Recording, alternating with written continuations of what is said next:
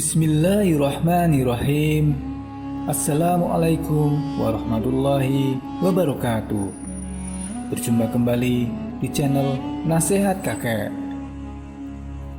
Kisah ketawaduan Mbah Dullah dan Mbah Lim. Kala Mbah Dullah dan Mbah Lim ziarah ke makam Syekh Mutamakin, Kiai Haji Abdullah Zain Salam atau Mbah Dullah, Kajen Pati, Jawa Tengah.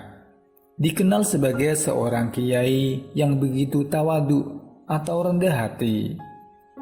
Dia selalu menempatkan dirinya lebih rendah dibandingkan orang lain dan merasa dirinya penuh kekurangan sehingga tidak layak untuk dimuliakan.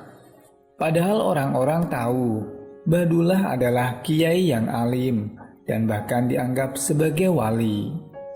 Ketawaduan Mbah Dullah tercermin sepanjang hidupnya. Bahkan sebelum wafat, Mbah Dullah berpesan agar berita wafatnya tidak diumumkan kepada halayak ramai.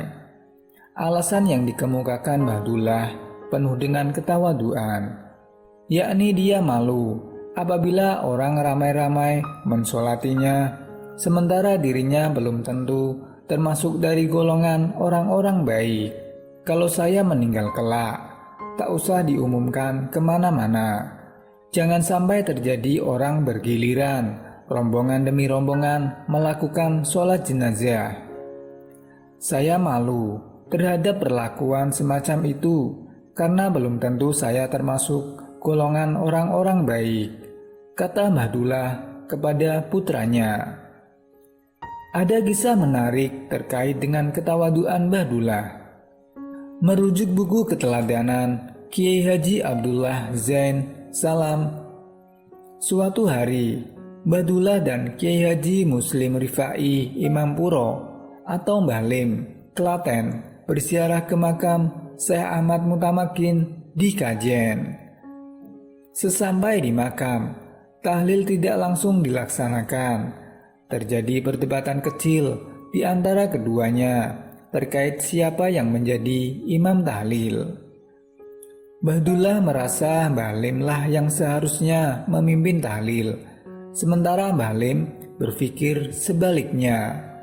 Setelah menolak beberapa kali, Mbah Dullah akhirnya menjadi imam tahlil dan Mbah Lim makmumnya. Orang tahu bahwa suara Mbah Dullah lembut dan lambat, sementara suara Mbah Lim keras, lantang, dan cepat.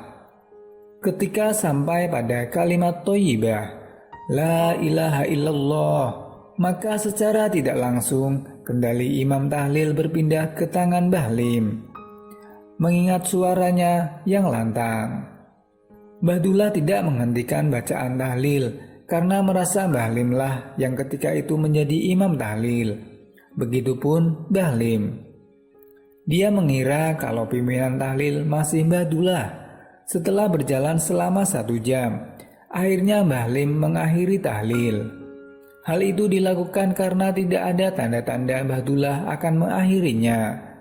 Setelah kejadian itu, Mbah Dullah tetap memposisikan diri sebagai makmum tahlil, meskipun di awal Mbah Dullah lah yang memimpin tahlil. Kejadian serupa terjadi ketika Mbah Lim berkunjung ke dalam Mbah Dullah di akhir tahun 1999-an. Ketika itu, Mbah Lim meminta doa kepada Mbah Dullah sebelum dirinya pulang ke Klaten. Lagi-lagi, Mbah Dullah menolak permintaan Mbah Lim. Dia meminta Mbah Lim saja yang memimpin doa. Singkat cerita, keduanya mengangkat tangan untuk berdoa. Mbah Lim menganggap Mbah Dullah sedang memanjatkan doa, sehingga dirinya mengangkat tangan untuk mengamini. Sementara Mbah Dullah merasa sebaliknya, Mbah Lim lah yang memimpin doa. Hingga 40 menit berlangsung, keduanya masih mengangkat tangan. Belum ada tanda-tanda doa akan diakhiri, karena memang masing-masing menganggap kalau dirinya bukanlah pemimpin doa. 5 menit kemudian, Mbah Lim menutup doa dengan bacaan Al-Fatihah, karena pada saat itu adzan asar sudah berkumandang. Jadi Mbah Dullah dan Mbah Lim mengangkat tangan untuk berdoa selama 45 menit tanpa tahu siapa sesungguhnya yang memimpin doa. Tidak lain, itu karena sikap tawadhu keduanya. Masing-masing merasa dirinya tidak layak memimpin karena menganggap ada orang lain yang lebih layak. Padahal semua tahu kalau kealiman dan kesolehan keduanya tidak perlu diragukan lagi. Begitulah sikap tawadhu yang ditampilkan Mbah Dullah dan Mbah Lim. Demikianlah kisah ketawaduan Mbah Dullah dan Mbah Lim. Itulah kisah yang dapat nasihat kakek sampaikan. Semoga bisa bermanfaat bagi kita semua. Wassalamualaikum warahmatullahi wabarakatuh.